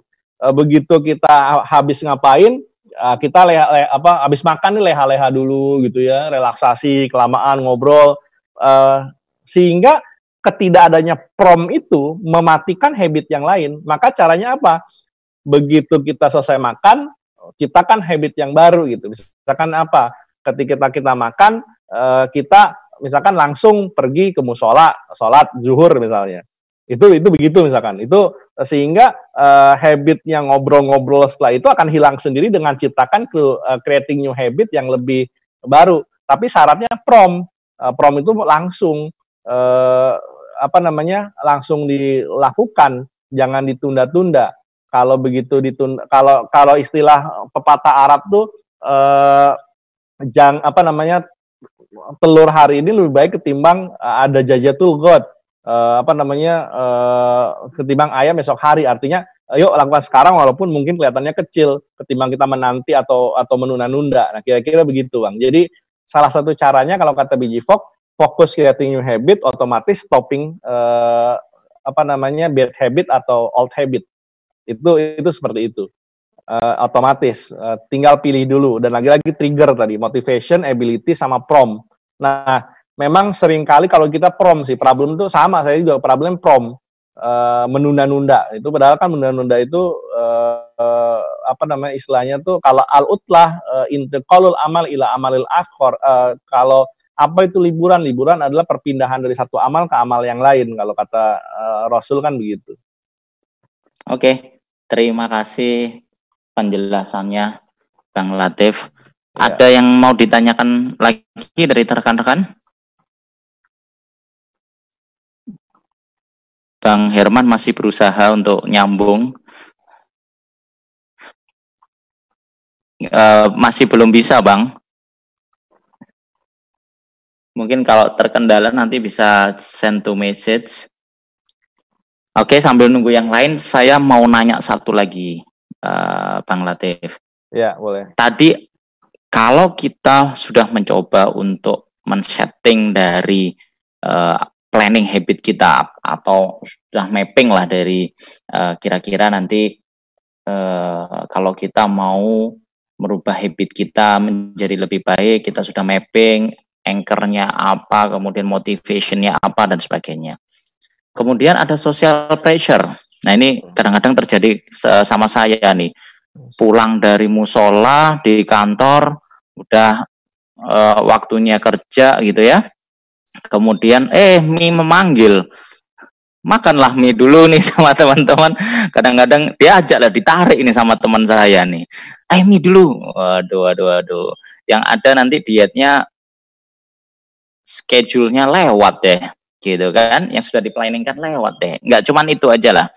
Dalam kegiatan sehari-hari kita, mau olahraga, mau bekerja, mau istilahnya nambah belajar gitu kan, dalam keseharian, tetapi ada aja distraction. Nah, kita bisa istilahkan distraction yang mengganggu. Nah, untuk istilahnya kita menjaga agar distraction itu bisa kita atasi gitu kan, kadang-kadang itu kan muncul dari diri kita sendiri ya. Apa sih kira-kira suggest buat kita gitu agar distraction itu kita bisa atasi? Nggak mungkin juga kita hilangkan social pressure itu sampai menghilangkan orangnya. enggak aja. Oke, silakan Bang Latif. Siap, terima kasih banyak Bang Ilham. Memang satu hal gini, yang paling susah itu social pressure yang tadi sudah saya ceritakan. Dan social pressure itu terjadi pada semua orang hampir, dan semua habit biasanya begitu. Maka kalau kata si BJ Fogg sih bilang, untuk menghilangkan social pressure maka jangan biarkan orang lain tuh ngelihat perubahan kita. Tadi mau diet, kalau ketahuan orang diledekin terus, akhirnya ngambek, akhirnya nggak jadi dietnya. Itu model begitu. Atau social pressure yang lainnya sebenarnya bukan social pressure, tapi ajakan sosial. Nah, ajakan sosial itu kalau kita ini kalau saya pribadi akhirnya ada namanya kompensasi. Bikin tiny habit sendiri terkait dengan social pressure. Contoh, habis sholat asar, mestinya kan balik bekerja, tapi ada teman misalkan ngajak makan Indomie gitu. Waduh, saudara saya kan tidak makan, udah mulai berapa bulan tidak makan Indomie gitu. Nah, akhirnya apa? Ketika saya makan Indomie, yang lain makan Indomie, saya tidak makan Indomie, tetapi makan telurnya saja sama sama telur sama sayurannya. Jadi saya ubahnya itu apa? Saya tidak mesti menghindari ajakan teman, paksaan teman, tetapi yang saya bisa lakukan adalah saya mengubah habit saya, tidak makan Indominya, saya ikut nongkrongnya saja, saya minum apa di sana, atau saya makan apa yang tidak makan Indomie. Itu Pak Ilham. Kalaupun saya dipaksa makan Indomie dan tidak bisa menolak, kompensasinya apa? Saya akan mengurangi di berikutnya. Jadi anchor saya ubah sendiri, saya punya anchor sendiri. Begitu saya melanggar di satu titik, saya akan kompensasi di titik berikutnya. Itu anchor saya. Nah, itu begitu. Jadi kita tidak mungkin, kalau kita bicara 7 habit kan ada lingkaran pengaruh, lingkaran kepedulian. Kalau kita tidak bisa membesar itu, kita ya sudah lingkaran pengaruh kita yang kita besarkan untuk itu. Tapi itu bukan soal reward and punishment ya. Artinya kan kita mempanis kita untuk ini hanya merubah gitu ya. Betul, mengubah. Menggeser gitu ya. Betul. Oke. Kalau konsep saya itu kalau begitu kita merasa tersisa itu adalah reward punishment. Tapi kalau saya bikin anchor sendiri, kalau saya akan begitu. Itu kan tidak merasa tersiksa tetapi hanya men-switch. Kira-kira gitu. Oke. Kami persilahkan rekan-rekan yang lain untuk bertanya. Menarik ini. Tadi ada istiqomah. Ada istiqomah tadi. Begitu istiqomah nih gini. Bagaimana stopping new habit? Stopping new habit itu adalah apa? Make habit harder to do. Habit kita apa? Pencet snooze. Misalkan kalau begitu bangun tidur. Caranya supaya kita nggak pencet snooze, alarm kita jauhkan. Alarm kita jauhkan. Sehingga mau nggak mau tuh begitu bunyi kita kan harus bangun tuh. Kita harus bangun sehingga mau nggak mau kita kalau udah bangun kan ya udah tanggung deh gitu. Itu begitu tuh. Jadi make habit harder to do untuk stopping habit. Dia bilang begitu. Kemudian atau decrease motivation to stop habit. Decrease motivation ini lagi-lagi pada diri kita. Waduh kalau gua nih makan terlalu banyak, maka jangan-jangan nanti gue gendut, jangan-jangan nanti gue sakit, anak gue gimana. Itu yang akhirnya saya bikin motivasi begitu, saya ingetnya anak gitu, untuk kesehatan bukan untuk kurus. Nah itu akhirnya tercipta stopping old habit. Jadi bikin motivasi rendah atau hard to do kalau kita bicara terkait dengan motivation, ability sama prom ya, yang dari POC model ini. Itu seperti itu. Jadi simpelnya begitu. Dan lagi-lagi jangan sampai kita time, money, physical effort, mental effort sama rutin ini kalau dengan ini akan lebih aman. Jadi pilih olahraga yang tidak butuhkan uang atau yang waktunya bebas, itu begitu-begitu. Jangan tergantung sama orang. Hal-hal begitu yang seringkali kan kita, saya mau olahraga nih tapi kalau nggak ada teman malas nih. Cari olahraga yang paling simple, yang tidak butuh teman tapi tetap jalan gitu. Itu kayak gitu-gitu. Jadi sehingga tidak terdistract oleh yang lain. Izin bertanya Bang Latif. Angkatan berapa Bang? Kalau boleh tahu rekan-rekan yang lain. Silakan Bang. Oh iya, saya Kuku angkatan 2014 Bang. Oke, silakan. Tadi menarik banget paparannya Bang terkait habit. Kalau untuk transformasi ke adik-adik kita yang masih kecil gimana ya Bang? Kayak masih balita atau masih umur-umur yang belum paham terkait planning. Itu ada tipsnya nggak Bang? Oke, thank you Mas Kuku. Saya secara teori sebenarnya kita banyak belajar, bisa belajar banyak dari sini. Kemudian tapi saya secara pribadi juga sedang berusaha untuk melakukan itu karena anak saya baru 3 tahun 1 bulan nih. Yang saya lakukan sama. Yang saya lakukan adalah membuat satu anchor khusus. Anchor khusus itu apa? Contoh misalkan setiap mandi sambil mandi gosok gigi misalkan, itu sehingga menanamkan habit gosok gigi. Itu begitu. Kemudian kita begitu sholat kemanapun kita akan ajak sholat gitu. Jadi kita akan ajak sholat walaupun di tempat itu dia tidak sholat atau mungkin hanya main atau hanya diam saja. Tetapi setiap 5 waktu kita ajak untuk sholat misalkan. Itu begitu. Dia melihat ayahnya sholat, dia melihat mamanya sholat misalkan, atau pergi ke musola setiap kali 5 waktu misalnya, itu akan terbangun sehingga dalam benak dia, oh yang namanya laki-laki pergi ke musola 5 waktu. Itu begitu. Sehingga ketika menariknya adalah ketika misalkan ayah azan, go to musola misalkan gitu. Itu otomatis dia akan mengingatkan, malah dia mengingatkan kita. Terus jadi kita bikin pola, termasuk begini, kalau saya menanamkan di anak saya gini, tidak boleh bohong, kita nggak boleh bohong. Seringkali kan gini, misalkan suruh minum nih, misalkan atau makan, kalau kita bilang 1 spoon more, oke? Misalkan satu gelas satu sendok lagi ya. Begitu dia mau 1 sendok, biasanya kan kita orang tua maksa kan. 1 sendok lagi nih, udah mau nih 1 sendok. Ayo 1 lagi.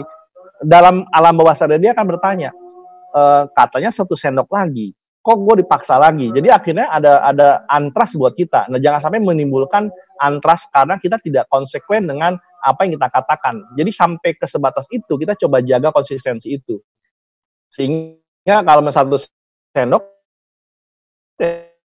satu sendok, sehingga oh ya 1 sendok gitu. Apa yang dikatakan sesuai dengan apa yang dilakukan. Nah, model-model begitu coba kita terapkan. Lama-kelamaan akan saya sampai saat ini alhamdulillah masih terjaga tuh polanya, karena mungkin belum sekolah juga. Begitu nanti sudah sekolah, saya akan menghadapi tantangan yang lain. Kenapa? Karena dia akan melihat role model yang berbeda dari ayah ibunya yang melakukan gitu. Nah, itu akan ada tantangan tersendiri. Tapi yang sekarang diterapkan adalah dia melihat aktivitas kita sebagai sebuah konsistensi yang terus berjalan. Begitu dia menerima sesuatu, kita tekankan misalnya, saya alhamdulillah. Jadi akhirnya setiap kali sesuatu ada yang diucapkan alhamdulillah. Terus model-model begitu gitu. Kalau misalkan saya thank you pada orang, saya thank you, itu begitu. Itu habit begitu, pokoknya intinya ketemu orang salaman, assalamualaikum. Akhirnya setiap kali lakukan itu, sekarang ketemu orang salaman, assalamualaikum. Itu begitu. Kalau sesuatu thank you, saya thank you, lama-kelamaan dia saya thank you, model begitu. Memang tidak semudah yang kita bayangkan, tetapi alhamdulillah so far itu kita lakukan. Contoh misalkan diajak ke musola, kan dia akan mendengar Al-Fatihah tanpa kita kira, oh kok dia sudah hafal Al-Fatihah tanpa pernah diajarkan. Itu begitu. Atau setiap kali mau tidur saya sambil baca Al-Qur'an gitu. Yang saya hafal saja juz amma, misalkan saya baca, lama-kelamaan kok dia tiba-tiba hafal gitu. Anas, Al-Falaq, Qulhu, padahal kita tidak pernah ajarkan, hanya mendengarkan saja kita ngaji sebelum tidur gitu. Hal-hal begitu. Itu saya lakukan, tapi mungkin di sini kan ada abang-abang yang lebih senior, malah saya mau belajar juga. So far sejauh ini saya menerapkan begitu. Konsistensi role model bagi yang saya yakini itu akan sangat bermanfaat buat anak menjadikan role model gitu. Kira-kira begitu. Yang dia lihat, yang dia dengar, yang dia lakukan akan membentuk habit dia. Semoga kita bisa jadi role model. Rasanya itu. Ini dari Bang Seno, saya kira pertanyaan terakhir kami persilahkan Bang. Ya. Siap. Perkenalkan, nama saya Arya Seno dari Angkatan TNI 96 Bang. Jadi mau tanya, ini terkait misalnya saya kepengen merubah, jadi kebetulan kami ada tim kecil ya Bang ya. Saya itu kepengen merubah habit dari teman-teman dalam tim kecil. Jadi kita arahnya itu jauh lebih produktif, terus jauh lebih istilahnya ada kegiatan dan inisiatif Bang. Nah kebetulan memang kalau selama ini kita sudah sering ajak diskusi ya teman-teman, tapi memang masih belum menunjukkan ke arah progres yang kita inginkan atau manajemen istilahnya manajemen senior itu inginkan Bang. Nah apalagi sekarang terkendala bukan terkendala sih, kita kan kondisinya kalau working from home itu kan berarti remote jarak jauh ya Bang ya, jarak jauh dan lain sebagainya. Itu kira-kira tipsnya bagaimana gitu? Oke, mungkin nanti kalau itu bisa tambahkan yang lain. Sejauh ini misalkan untuk work from home misalkan, kita bisa menerapkan satu pola misalkan yang simple. Habit misalkan pagi-pagi sebelum melakukan kerja kita semacam pagi sebelum mulai kita ini yang biasa kita lakukan. Pagi sebelum bekerja kita absen itu dalam artian kita kumpul dulu bentar via Zoom, kita diskusi mau ngapain. Siang kita sore atau siang gitu, kalau mau 3 kali siang kita lakukan seperti apa, kita istilahnya progresnya seperti apa, sorenya kita hasilnya bagaimana. Mungkin itu kalau itu rutin dilakukan akan jadi kebiasaan yang akhirnya oh ya pagi gue harus bikin rencana, siang gue akan ngasih progres, sore gue akan ngasih hasil. Kira-kira begitu. Apapun hasilnya nanti kan minimal ada laporan. Itu bisa diterapkan. Beberapa tempat misalkan di kantor cabang kami ada yang kalau work from home tetap pakai seragam. Kenapa pakai seragam? Bukan seragam ya, maksudnya pakai pakaian resmi. Kenapa? Agar terjaga pola istilahnya tuh resminya. Itu begitu. Pola resminya sehingga itu terjaga motivasi untuk bekerja lebih seriusnya. Tapi kalau untuk seragam itu berbeda-beda sudut pandang. Ada yang bilang kalau pakai seragam malah nanti bikin lebih stres. Tapi itu debatable. Tapi minimal ada pola-pola yang menurut kita pas kita lakukan, tapi semua happy. Memang tidak bisa membahagiakan semua orang.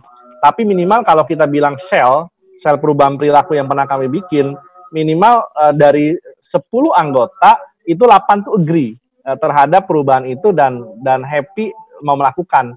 Kalau sudah 8 itu oke, kemudian semuanya jalan, maka mau nggak mau orang akan tertrigger untuk ikut-ikut juga gitu, walaupun mungkin agak terpaksa. Nah, Itu yang pertama. Yang kedua adalah kelemahannya apa namanya culture itu kalau kita sudah rutin berhenti misalkan itu lama kelamaan akan berhentinya makin lama gitu. Ibaratnya kalau misalkan kita sepedaan begitu ketemu lampu merah itu ngegoes pertama kali itu yang lebih susah. Kalau tukang beca kan begitu, berhenti itu goesan pertama itu berat. Maka goesan pertama berat itu kalau kita bertahan untuk menjaga itu maka nanti akan tetap jalan. Istilahnya begitu. Dan ada istilah tuh kan ada lagging indicator, ada leading indicator. Lagging indicator tuh target utama. Leading indicator itu target chunky bar. Chunky bar tuh misalkan 1 bulan kita meraih 100. Leading indicatornya kan misalkan per 5 hari dia atau per hari dia akan misalkan per hari 3,5 misalkan. Itu diukur per chunky bar itu, per periodik itu. Nah, kalau begitu ada satu, kok ini mestinya pertengahan bulan sudah 50 tapi kan 45, maka di push-nya apa? Nah, itu rasanya bisa dimanfaatkan begitu, Bang. Yang bisa saya sharingkan begitu. Mungkin Bang Ilham atau yang lain punya pengalaman lebih silahkan. Tapi makin dikenal kita dengan tim, mestinya kita makin tahu apa yang mereka sukai, apa mereka tidak sukai, apa yang mereka kira-kira bisa lakukan, apa yang tidak bisa lakukan. Nah, kita makin kenal, maka kita semakin bisa untuk melakukan behavior modification, kalau saya nyebutnya begitu.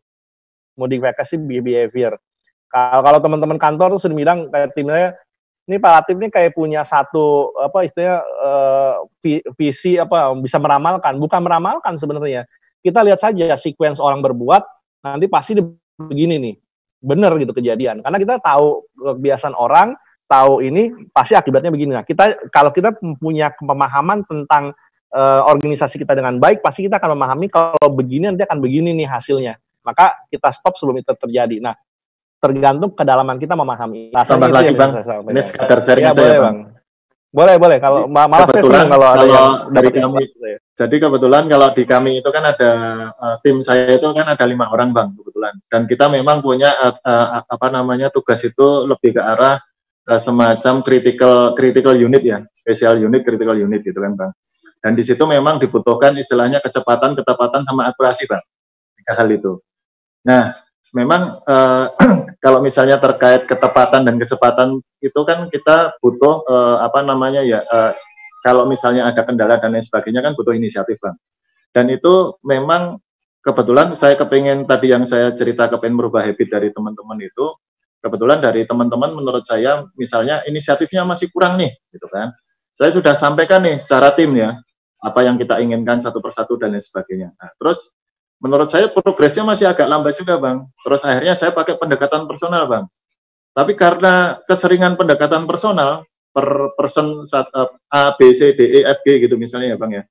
Itu akhirnya yang terjadi kayak kesannya itu mereka itu menunggu benar-benar yang kita kayak suapin terus Bang. Lama-kelamaan kalau misalnya pas kebetulan nih, kebetulan saya ada kebetulan meeting di luar gitu ya Bang ya. Nah, karena tidak ada yang mendirect mereka satu persatu itu Bang, jadi kesannya pekerjaan itu berhenti, stop gitu Bang. Nah itu yang sebenarnya kepengen inisiatifnya itu kita kembangkan dan itu sudah berkali-kali kita sampaikan, kita kasih contoh, sampai kita turun istilahnya koordinasi dengan unit lain dan lain sebagainya. Sebenarnya itu hanya untuk membuka mata mereka ya Bang ya. Tapi itu menurut saya kok progresnya masih lambat gitu. Nah seperti itu loh Bang. Yang kadang-kadang kita masih agak susah itu seperti itu Bang. Ya terus terang saya tidak terlalu tidak terlalu kenal, maksudnya tidak terlalu kenal dengan tim Bang Seno, kemudian dengan habitnya timnya Bang Seno dan lain sebagainya. Tapi kalau saya lihat begini, dari 5 orang itu pasti kematangannya berbeda-beda. Nah, ciptakan kalau menurut saya itu semacam kepala sel atau ketua sel. Ketua sel itu apa? Ketua sel itu istilahnya kader kita yang kita didik benar-benar sebagai role model kita untuk bisa istilahnya di coaching lebih dalam yang kira-kira dia masih bisa dilakukan.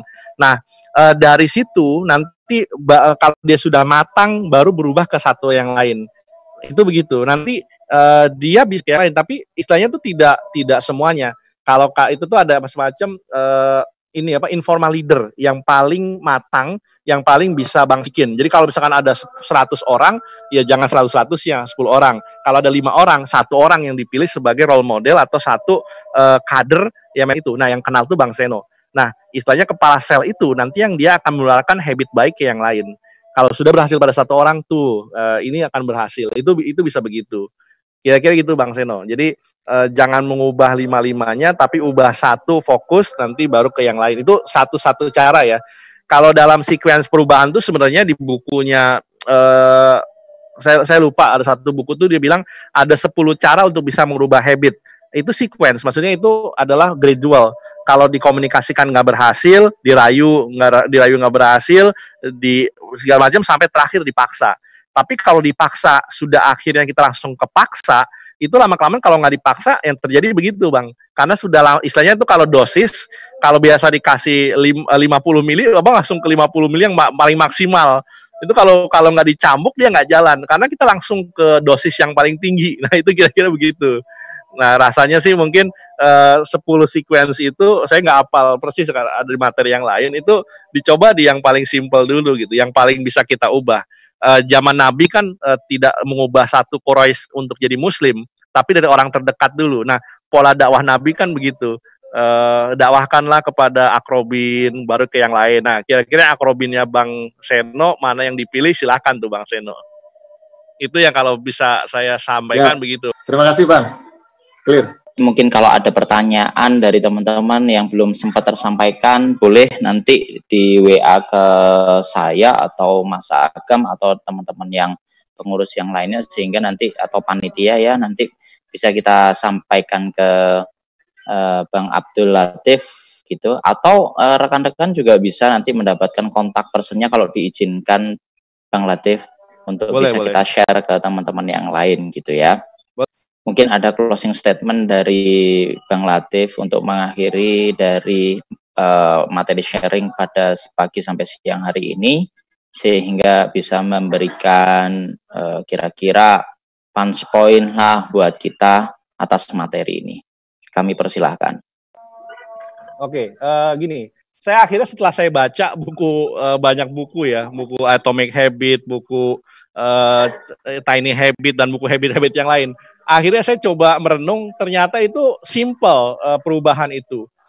Sama kayak Ahagim pada akhirnya. Apa itu?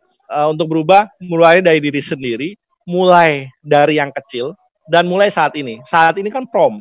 Ternyata itu seperti itu. Dan mulai dari diri sendiri, ya mulai dari kita sendiri. Kemudian mulai dari yang kecil, tiny habit. Jadi untuk berubah, mulai dari diri kita sendiri, mulai dari hal yang kecil, dan mulai saat ini jangan ditunda-tunda. Kalau kita sudah berubah, kita ubah orang sekitar kita. Jadi kita bikin satu, istilahnya kita jadi agent perubahan. Kalau sudah berubah, kita ubah orang lain sekitar kita ubah lingkaran pengaruh kita supaya kita lebih luas lagi. Dengan demikian, kita bisa tidak hanya berubah diri kita, tapi kita jadi mengubah orang banyak sesuai dengan saran dari Rasulullah, baligu ani walau ayat. Sampaikanlah walau hanya 1 ayat sebagai bagian dari ladang ibadah kita. Rasanya itu, semoga apa yang saya sampaikan bukan sebagai menggurui, saya mohon maaf kalau mungkin sini ada banyak abang-abang senior saya, tapi semoga apa yang saya sampaikan berdasarkan apa yang saya baca, apa yang saya pernah dapatkan bisa bermanfaat buat kita semua. Kalau ada kata-kata yang salah, kata-kata yang mungkin tidak berkenan, saya mohon maaf. Lagi-lagi terima kasih sudah diberikan kepercayaan, semoga pada kesempatan-kesempatan lainnya kita bisa bertemu, bisa ngobrol, dan juga bisa menimba ilmu lebih banyak lagi. Utlubul ilma walau bisin, utlubul ilma minal mahdi lalahdi. Menuntut ilmu dari buayan sampai ke liang lahat. Semoga kita menjadi pribadi yang pembelajar dan selalu bisa melakukan yang terbaik dan husnul khotimah. Rasanya itu Bang Ilham, terima kasih banyak. Assalamualaikum warahmatullahi wabarakatuh.